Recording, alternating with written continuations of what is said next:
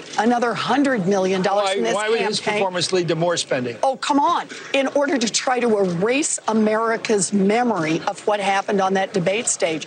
Mike Bloomberg, drop out of the race.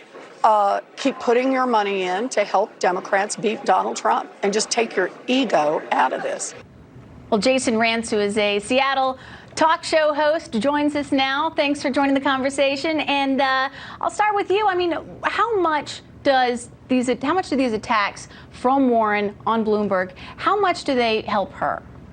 I don't really think it helps her, certainly not in the short term. So she's going after the same... Everybody said she said such a great debate performance last night.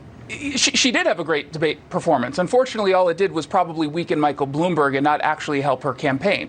She's going after the exact same voting base as Bernie Sanders. So by not going after Bernie Sanders, I don't know if you've done anything to sort of carve out the amount of support that he has. She's going to go into Nevada this weekend, maybe come in number 3, more likely number 4, go into South Carolina where she's going to be a distant 4th or 5th.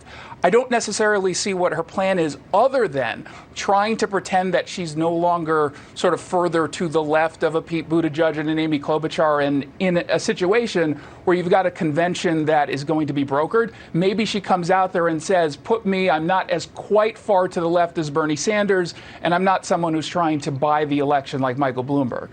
Teslin, do you think that Senator Warren should have gone on the attack sooner? I mean, I was following her in New Hampshire, and she was just talking about how she is the candidate of unity. Now we're seeing kind of a different side of her. Is it too little, too late?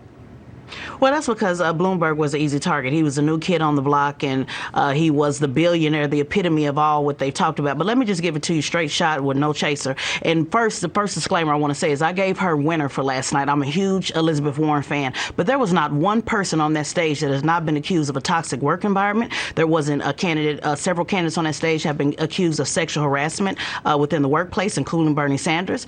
Joe Biden was also accused of personal touching in people's space. Also, Senator Warren represented corporations. There was a company that she represented that women were trying to sue for breast implants. How many non-disclosure agreements did they sign? So at the end of the day, every last one of us had an issue with criminal justice, racism, and so forth. And so Bloomberg just didn't do a good job. And I'm not a spokesperson for Bloomberg, not a fan of Bloomberg. I'm just simply stating the facts that not one of them could cast a stone based upon their own records. And so it was just a really poor performance. But shout out to her for beating him to a pulp. I mean, clearly she did. Clearly she won, and we can't go back and correct Iowa. Obviously, we don't even still know who won that.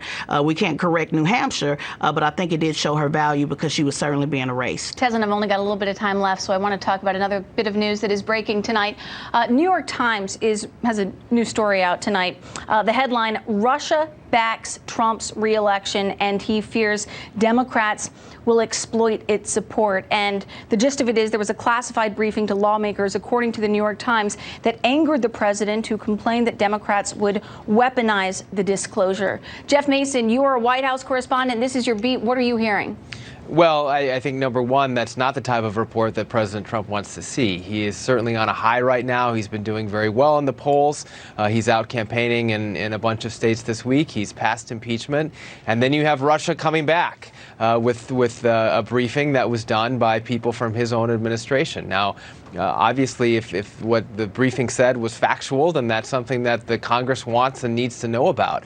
But he was upset about it, and that apparently is one of the reasons why he's swapping out the DNI.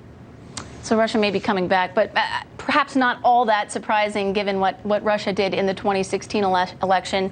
Jeff Mason, Teslin Figaro, and Jason Rantz, thank you so much. Thank you. Thank you.